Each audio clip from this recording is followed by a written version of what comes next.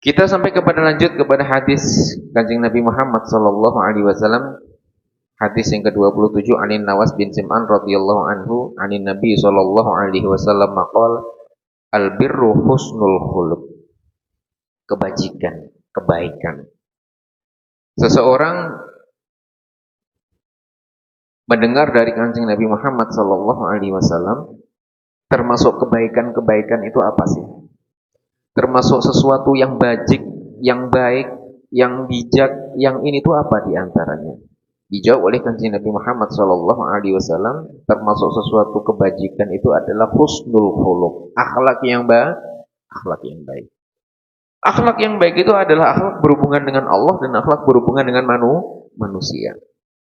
Akhlak yang berhubungan dengan Allah, ya kita berakhlak dengan Allah yang baik. Kira-kira apa yang membuat Allah itu enggak suka, ya kita jauhi itu semuanya. Larangan-larangan Allah yang kira-kira kalau kita lakukan Allah murka, kita jauhin. Kita berakhlak yang baik. Sholat dengan akhlak. Ibadah dipakai akhlaknya, dipakai adabnya.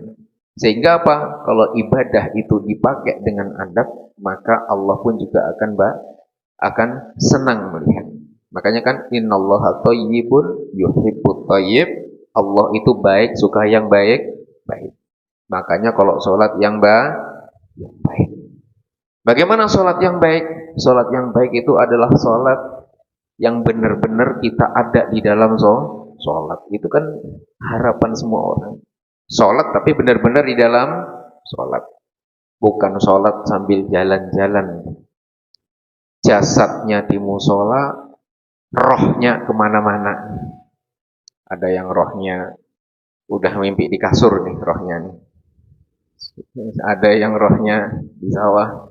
Ada yang rohnya mikir kemana-mana. Ada yang rohnya macam-macam. Baik. Nah, sholat juga sama. Sholat yang baik adalah sholat yang kira-kira kalau Allah lihat itu Allah senang lihatnya. Bagaimana sholatnya? Ya sebaik-baiknya sholat. Sholat dengan adab yang baik.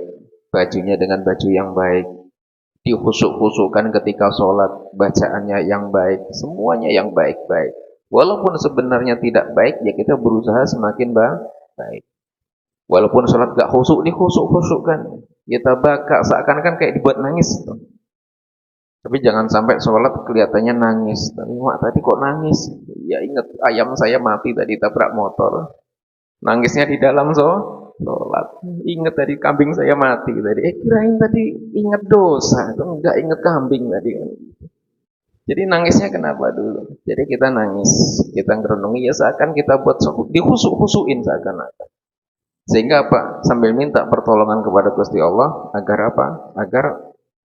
Agar kita dimudahkan di dalam khusuk di dalam sholat. Jadi harus ada adabnya. Adab ketika sedekah, ya sedekah dengan adab yang baik. Gak perlu juga sedekah harus diberitahukan kepada siapapun. Biar Allah saja yang tahu. Gak perlu juga disebut namanya, juga Allah gak akan keliru ngasih pahalanya kan seperti itu. Jadi adab di dalam sedekah. Jadi adab dengan Allah dan adab dengan manusia. Akhlak yang baik dengan manusia, ya dijaga semuanya. Semua perilakunya kita jaga semaksimal mungkin. Karena semakin banyak seseorang itu berkomunikasi ataupun bergelut dengan manusia atau berkerumul dengan manusia, maka paling banyak dosanya adalah dosa sesama manusia. Karena manusia itu adalah makhluk sosial, gak bisa sendiri, ya pasti berhubungan dengan yang lainnya. Karena berhubungan dengan banyak orang inilah maka terjadilah di situ banyak dosa-dosa yang terjadi, baik itu disengaja atau tidak disengaja, yang berhubungan dengan manusia. Makanya kalau dosa berhubungan dengan manusia itu hanya diampuni oleh Allah di saat yang disakiti tadi sudah memaafkan.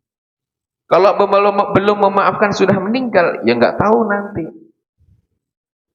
Hitungannya seperti apa nanti? Ya Allah akan ngasih kesempatan nanti buat yang belum selesai urusannya nanti diselesaikan nanti di sana. Yaumul hisab, dihitung semua amal-amalnya. Yang merasa pernah tersakiti dikasih hak oleh Allah. Mungkin di dunia dia menjadi orang yang kecil lah, rakyat kecil, rakyat yang mungkin gak ada pengaruh dan lain sebagainya, yang zalim, yang berkuasa, punya wilayah, punya harta, menyakiti semuanya. Mungkin di dunia dia tidak berdaya. tidak bisa menuntut dan lain sebagainya, tapi nanti di akhirat akan dikasih kesempatan sama Gusti Allah untuk membalas dan untuk apa? Untuk mengadukan apa yang terjadi di dunia. Makanya apa? Makanya dengan banyaknya kita berkomunikasi dengan siapapun, mestinya seseorang tadi tidak lepas dari kesalahan-kesalahan yang disengaja atau tidak disengaja.